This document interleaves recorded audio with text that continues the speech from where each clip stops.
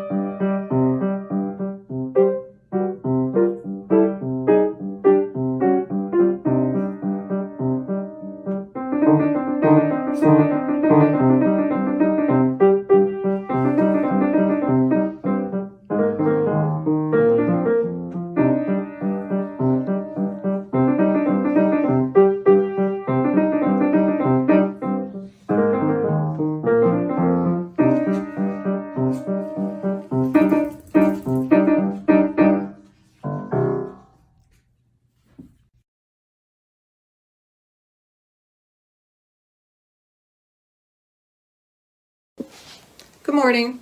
My name is Terry Alvarez. A little more than 2 years ago, my husband and I moved to the Pittsburgh area where we knew pretty much no one except for our kids. We decided to attend Sunnyhill to see if it might be a good fit for us. We were very warmly welcomed by Bethany Thornton, and after about the second or third time that we attended services, she took us aside and suggested that we might want to consider attending the service auction, which was happening at the end of the month. She said that not only was it a big fundraiser, but it really was a fun event and it would give us the opportunity to meet members of the church and get a better sense of the church community. We figured, why not? We attended the auction, and no sooner had we walked in the front door than Bethany kind of swooped us up and took us to a room that was full of sign-up sheets. It had sign-up sheets for small parties, events, excursions. And she suggested that this might be a great opportunity for us to meet individual members in more intimate settings. But that if we wanted to attend any of these, they were very popular and we should hop right on it because they wouldn't last long. So we took her advice and we signed up for some events. We attended a homemade pizza party and an outdoor musical concert and several other events. And Bethany was right. We were very impressed by the fact that these were all people who seemed to know each other really well, some of them for many years, and yet we felt so welcomed in to this circle. We did join the Sunnyhill after that, and it really helped us to make connections because now we recognize people when we attended services instead of just seeing a sea of people. And this really was the way we jump-started our involvement in the Sunnyhill community. So I wanted to, first of all, I wanted to suggest to everyone that they participate, donate, attend this year's auction, which is happening on June 12th. But I especially wanted to reach out to new members and potential members and suggest that this also might be a good way for you to meet people and make connections, especially after this long year where we've been pretty isolated. You can sign up for some great events that will be happening throughout the summer and the fall. And hopefully you'll have a similar kind of experience that we did in feeling that like this is sort of like you're welcome to the Sunnyhill community. If you want any more information about the auction, please contact Bethany Thornton. She really gives great advice. Thank you.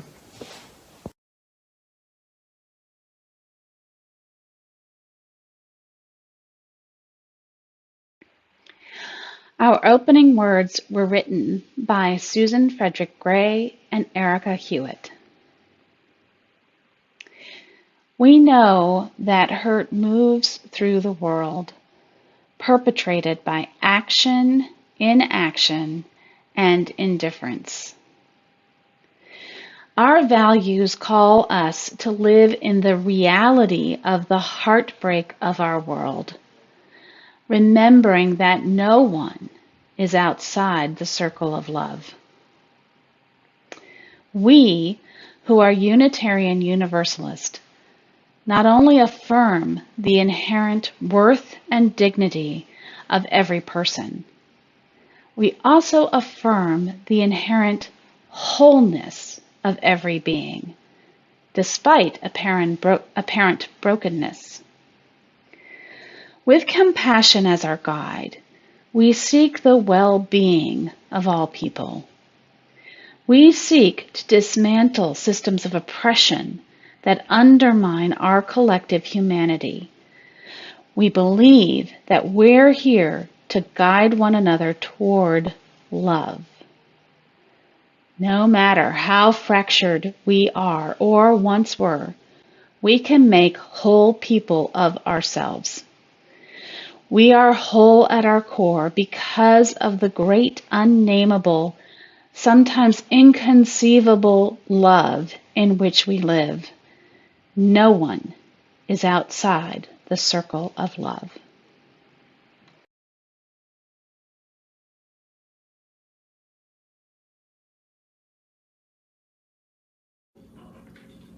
Please join us in saying the words for lighting our chalice. Light of life, be kindled again in our hearts. As we gather this morning to celebrate the joy of human community, Seeking a wholeness that extends beyond ourselves.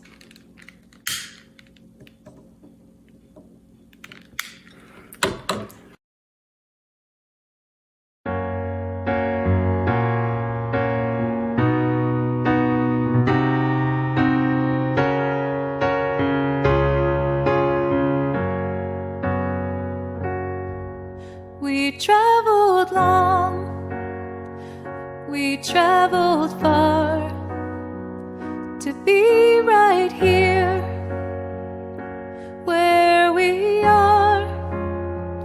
Reach out a hand, no need to fear, 'cause all we need is right here. All we need, all we need, all we need is right here. All we need, all we need, all we need is right here. The night was dark, but the day is bright. Together we can lift our eyes to all we love and we hold dear, 'cause all we need is right here. All we need, all we need, all we need is right here. All we need, all we need, all we need is right here. All we need, all we need, all we need is right.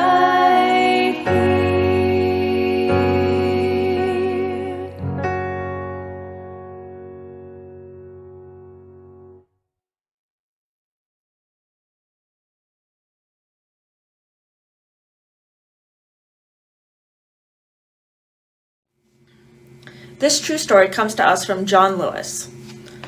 John Lewis grew up in a large family, and he would spend time with his aunts or uncles, with his siblings or cousins.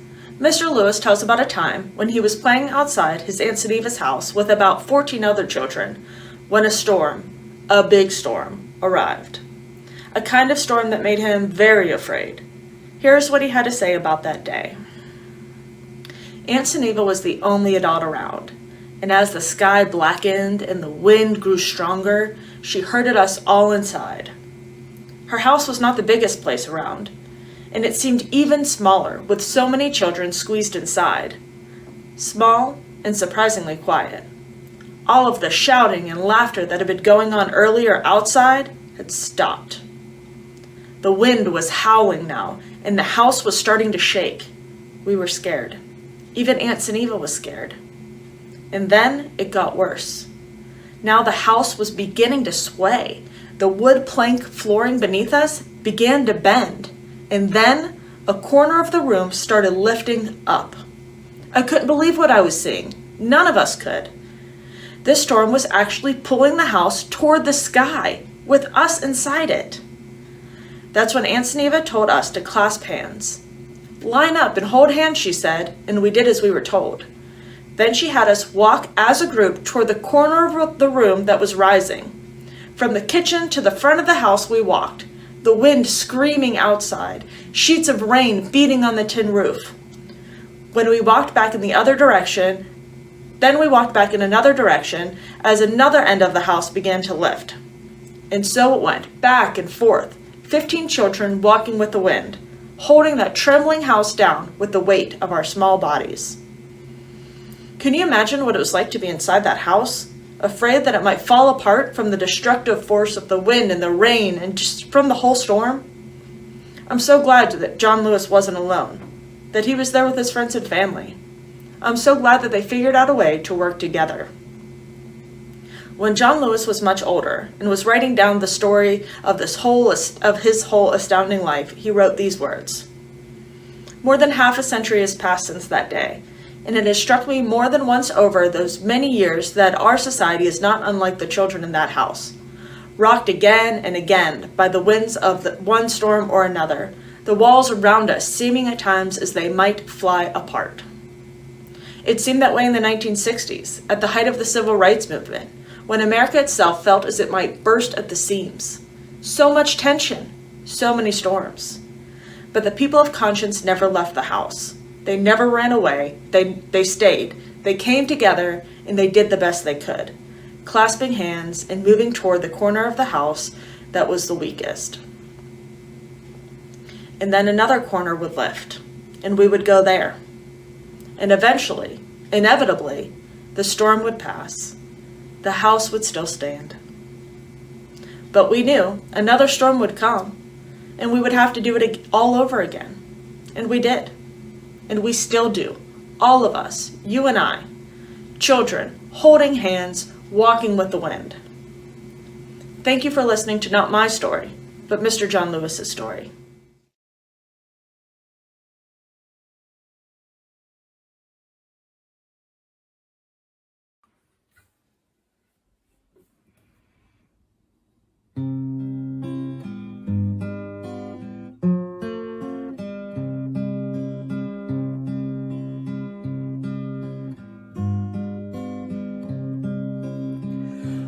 Won't you come to the circle, listen to our tales. You will find you're not the only one who's hurting, and the light will shine in. This is where we begin, the magic work of our healing. All alone in your room, you think you're the only one, and you're wondering if you might be crazy. So you lock all the pain and the shame deep inside, and your world is always dark and hazy. So won't you come to the circle, Listen to our tales. You will find you're not the only one who's hurting, and the light will shine in. This is where we begin, the magic work of our healing.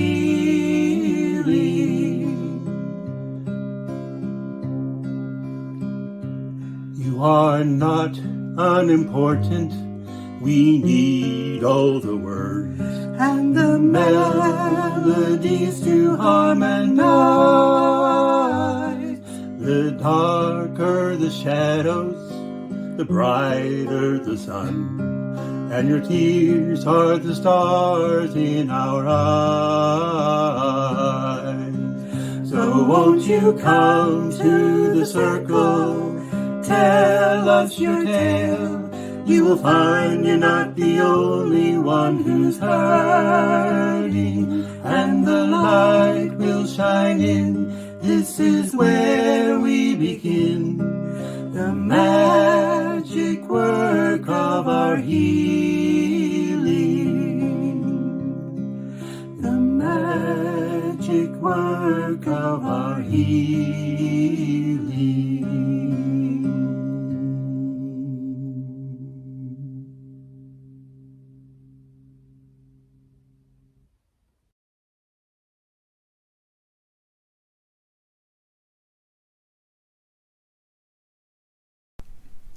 Each week at this time in the service, we share joys and sorrows submitted by members of the congregation. We share the things that we are celebrating as well as the things that we are mourning, so that they do not need to be held alone. Joys and sorrows may be submitted online from our website, or you can contact me or a member of our staff or pastoral care team by email or phone. After each joy or sorrow that I read, please respond by saying, "We hold you in our hearts." First of all, a tremendous sorrow. Beloved Sunnyhill member John Hemington suffered a heart attack and died Saturday morning. His sudden and unexpected death is a great loss for his wife, Carrie Lee, for his family and friends, and for the entire Sunnyhill community, as John was such an active and engaged member of this church. We will keep you informed of any funeral or memorial service arrangements. To Carrie Lee and the rest of John's family, we hold you in our hearts.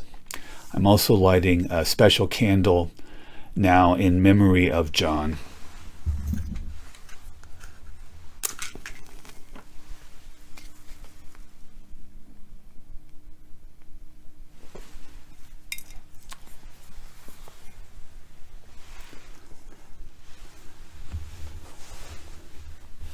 A joy from the Reichenfeld family.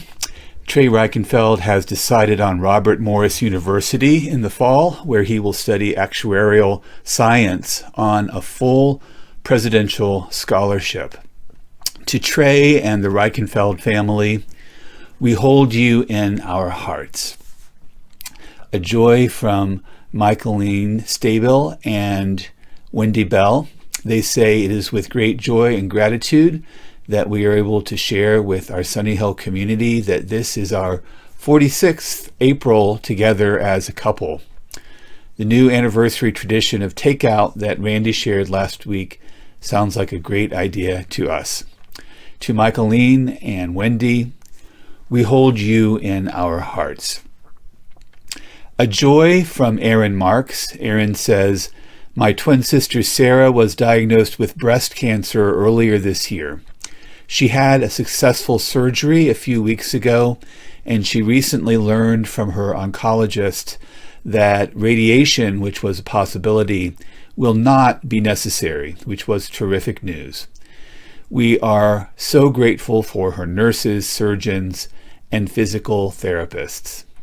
To Erin, her sister Sarah, and family, we hold you in our hearts." A sorrow from Jeanette Petsakis. Jeanette will be moving probably next month to Cochranton, Pennsylvania to live near family. Cochranton is a rural community near Meadville, PA. Jeanette has decidedly mixed feelings about the move and will very much miss the Sunnyhill community, which she loves so much. To Jeanette, we hold you in our hearts. Please join me in the spirit of meditation or prayer.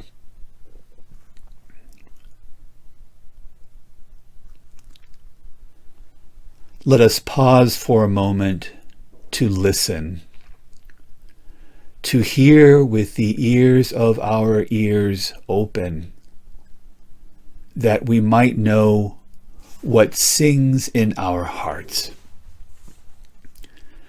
It might be a somber song of lament, a song that touches those deep, aching places where loss has left emptiness and crimson scars.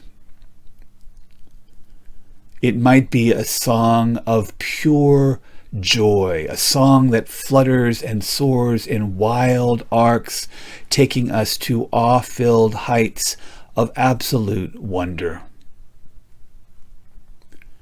It might be a song unfinished, a song that has paused and has left us wondering what might be next in our journey.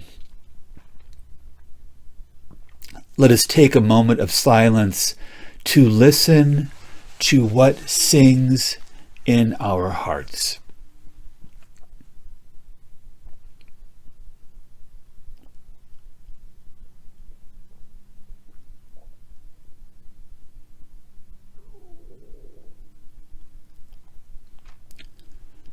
In all of our heart's songs, we detect stirrings of something more, stirrings that lead to something unknown. May we remember to listen to these songs, and may we find in them solace and courage, beauty and wonder to face whatever is ahead. Amen.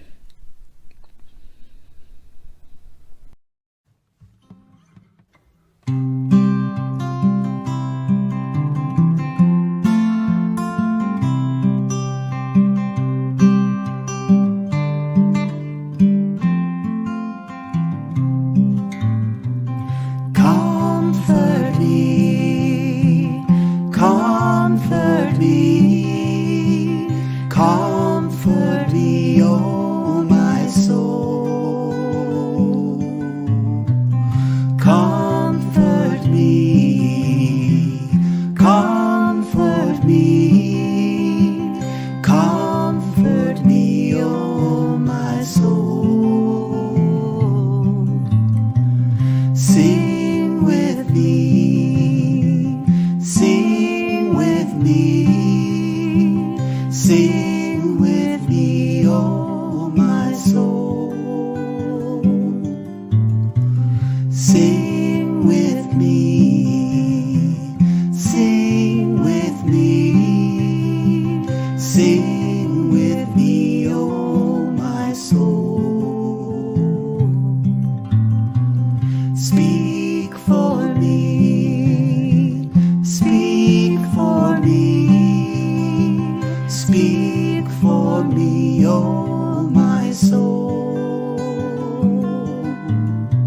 Speak for me, speak for me, speak for me, oh my soul. Dance with me, dance with me, dance with me, oh my soul. Dance with me, dance with me, dance with me, oh my soul. Come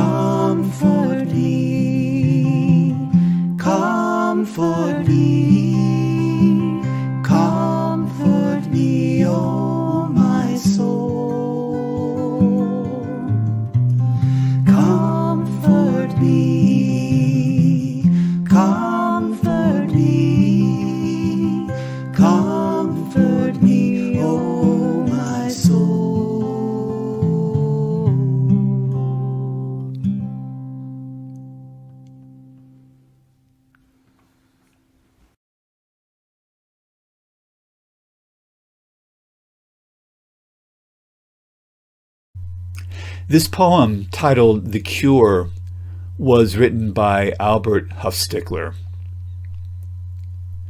We think we get over things. We don't get over things. Or say, we get over the measles, but not a broken heart. We need to make that distinction. The things that become part of our experience never become less a part of our experience. How can I say it? The way to get over a life is to die. Short of that, you move with it. Let the pain be pain, not in the hope that it will vanish, but in the faith that it will fit in, find its place in the shape of things, and be then not any less pain, but true to form. Because anything natural has an inherent shape and will flow towards it. And a life is as natural as a leaf. That's what we're looking for. Not the end of a thing, but the shape of it. Wisdom is seeing the shape of your life without obliterating, getting over a single instant of it. One of the most painful and heartbreaking aspects of the recently concluded trial of the Minneapolis police officer who killed George Floyd was the testimony of the young witnesses who were at the scene of the murder when it occurred last May. Darnella Frazier was just 17 years old when she recorded the video of the policeman with his knee on the neck of Floyd for almost 9.5 minutes until he died, prompting international outrage and providing a key piece of evidence in the murder trial. Frazier testified about how witnessing Floyd's death has affected her life. She said, "When I look at George Floyd, I look at my dad, I look at my brothers, I look at my cousins, my uncles, because they are all black. I look at that," she said, "and I look at how that could have been one of them." Her voice cracked as she went on, saying, "It's been nights I've stayed up apologizing and apologizing to George Floyd for not doing more and not physically interacting and not saving his life." Referring to the police officer who was convicted on all charges this week, Frazier said, it's not what I should have done, it's what he should have done." After Frazier's testimony, her 9-year-old cousin, who was with her on the day of Floyd's death, took the stand. Asked by prosecutor Jerry Blackwell how she felt seeing a police officer kneeling on Floyd, the girl, who was too young to be shown on video, replied, "I was sad and kind of mad. It felt like he was stopping his breathing and it was kind of like hurting him." Listening to these girls' testimony, we get just a small sliver of the sense of brokenheartedness experienced by the Black community, not just as a result of this case, but as a result of years and decades of hopelessness after seeing Black men beaten, shot, and killed, and no one held to account. As Eugene Robinson wrote in the Washington Post, "The police officers who beat Rodney King to a pulp were acquitted. The self-appointed vigilante who shot Trayvon Martin to death was acquitted. The police officer who killed Philando Castile after a routine traffic stop just miles from the Minneapolis intersection where Floyd died was acquitted. It feels risky," Robinson said, "to have any confidence that this time the outcome will be different." Of course, the outcome was different this time, which was a relief to many, but the heartbreak remains. And it is critically important for everyone to witness and experience some part of that brokenheartedness. Anger is a good and necessary response, but our power to heal and to work to effect change in the long run depends on our capacity to experience brokenheartedness. I'm going to say that again. Our power to heal and to work to effect change in the long run depends on our capacity to experience brokenheartedness. Author and theologian Rita Nakashima Brock wrote, "Brokenheartedness is a metaphor for both political oppression and sickness and the damage to the self from complex forms of destruction in our culture. We are drawn to connect with others because their suffering compels us to understand." She goes on, "Brokenheartedness reveals our power to hurt each other and to heal each other. Hence, brokenheartedness, when we can acknowledge it, reveals both the heart's original grace and its virtually indestructible presence." Over the past 4 or 5 years, I've been preaching about how our social justice work needs to be rooted in reality, grief, and hope.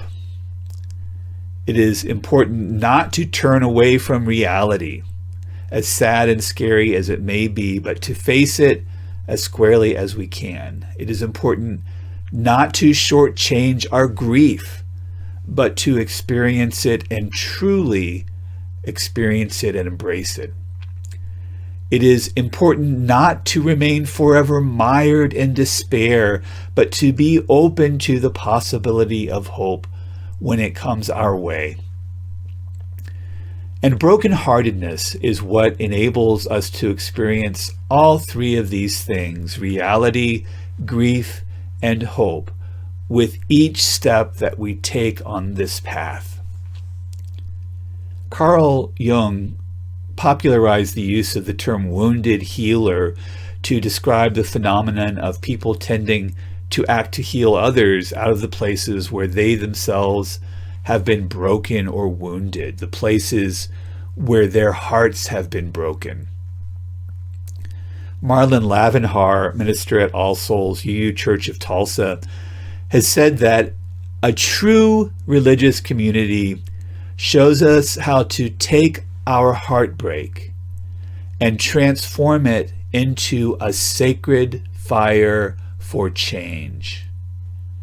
Where we are wounded is where we begin to transform ourselves and the world. If our hearts have been broken by racism, homophobia, transphobia, by abuse, by addiction, by violence, by injustice, then we might know where to direct our energy and how we might best set out on the path of helping to heal the brokenness of our world. One of my favorite wisdom tales about the power of brokenheartedness is the story of the Bodhisattva Avalokiteshvara.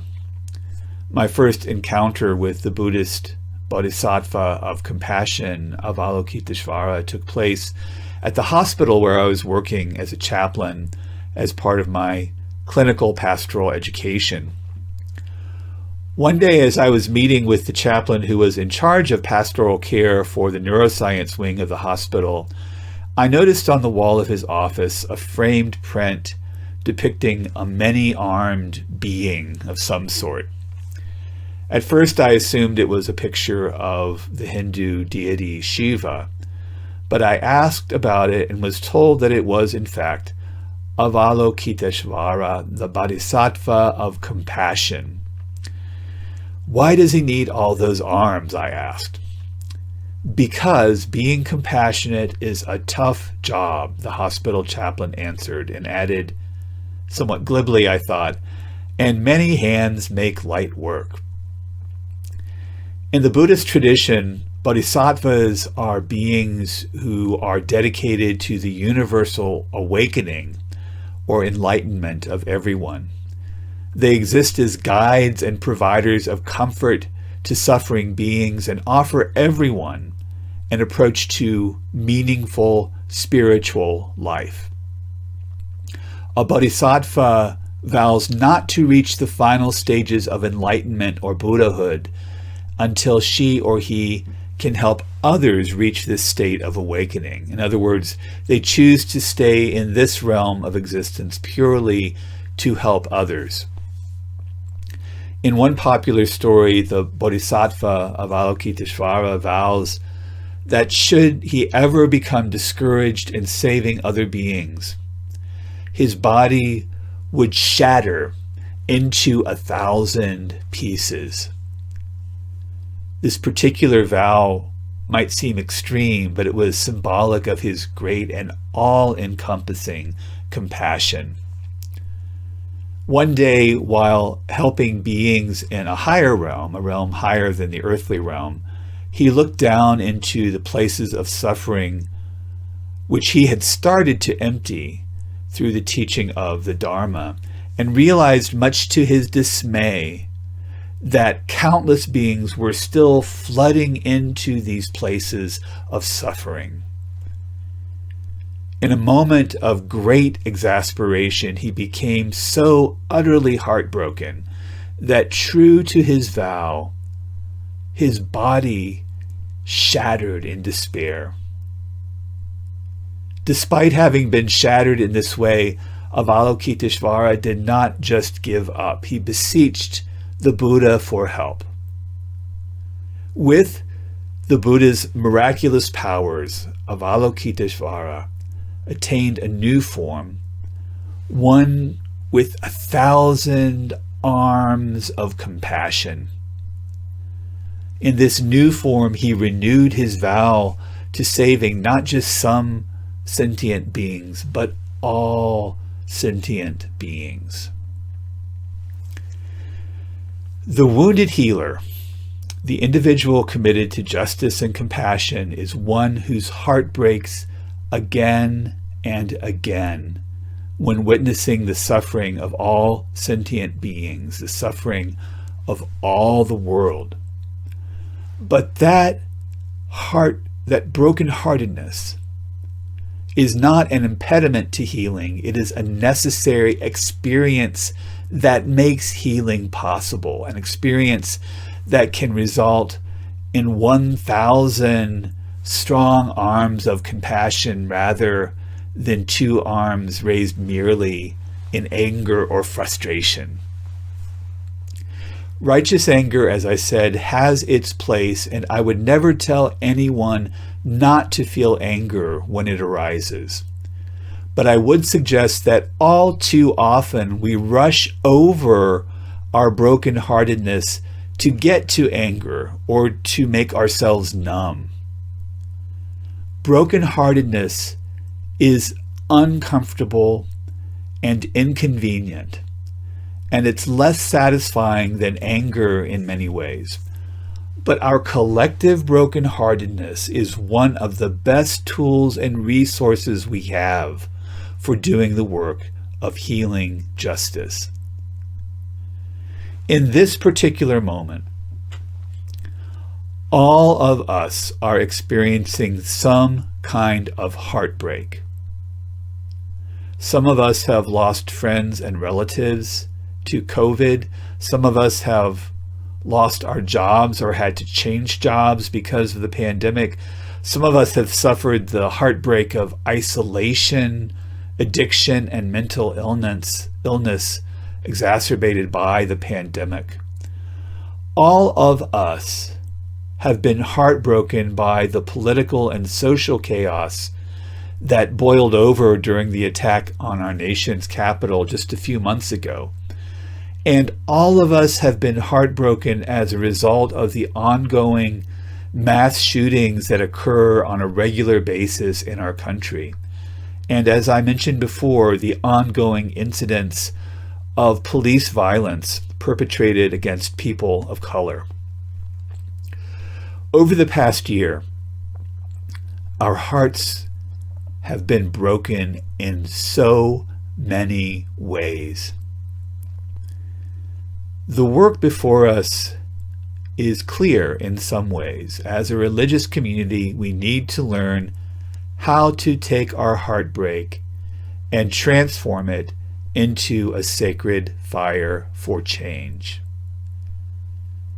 The challenges ahead of us are daunting, but I have learned to never underestimate the power of heartbroken community.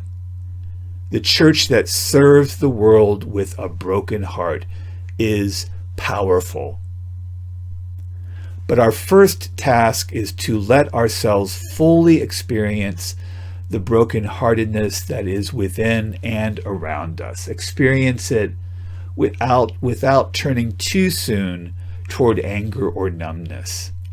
Instead, fully experiencing our heartbreak, letting ourselves be transformed by it, and then moving toward action in which we will find our hope.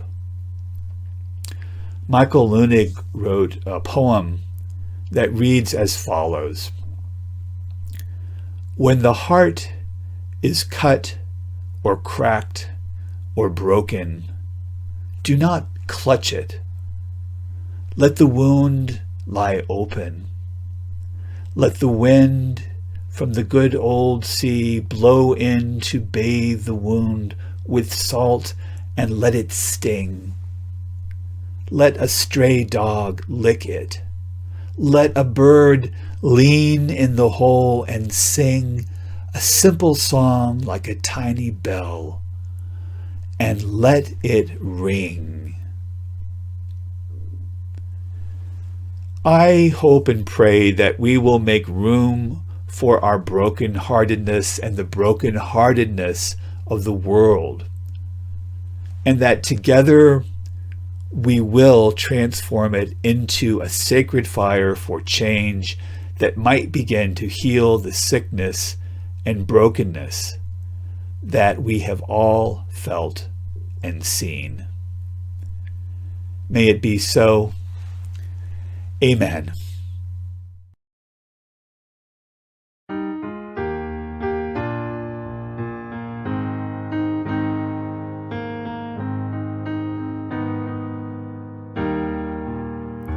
When our heart is in a holy place, when our heart is in a holy place, we are blessed with love and amazing grace. When our heart is in a holy place, when we trust the wisdom in each of us, every color, every creed and kind, and we see our faces in each other's eyes, then our heart is in a holy place. When our heart is in a holy place, when our heart is in a holy place, we are blessed with love and amazing grace. When our heart is in a holy place, when we tell our story from deep inside, and we listen with a loving mind, and we hear our voices in each other's words, then our heart is in a holy place. When our heart is in a holy place, when our heart is in a holy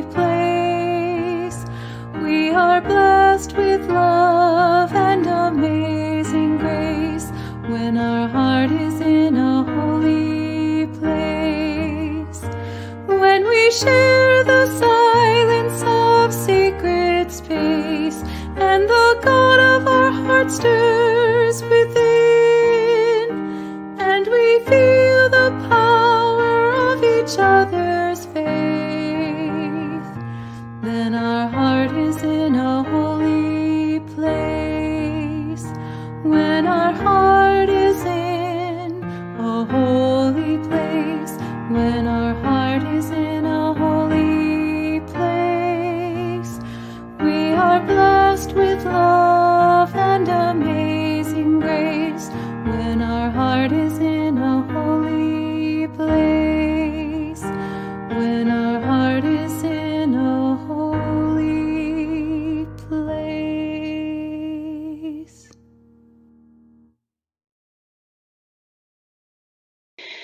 It is time for our offering. If you'd like to make a gift via our online giving system, you can do so one of two ways. You can go to sunnyhill.org and click on the button that says Online Giving, and then follow the instructions. Once you get to the drop-down menu, just choose either 2021 Pledge Collections if you're making a payment on your pledge, or non-pledge collections for other gifts. Or you can give by text at 412-324-3130. Just dial that number using your smartphone and follow the instructions.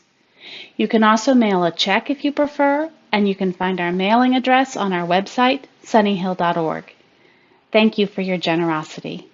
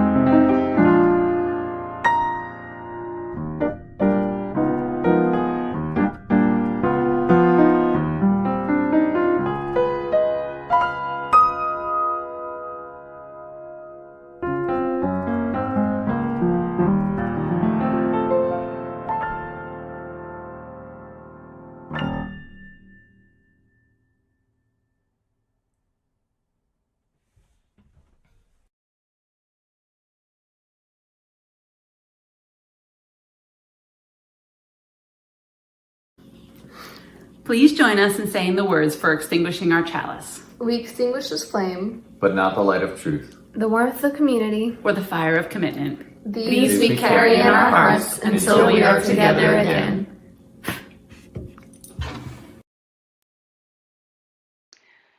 Our closing words were written by Joel Miller. Let our lives be a prayer that waters dry souls. Men's broken hearts refuses to be terrorized, seeks this world's beauty, and carries us through its storms. Go in peace.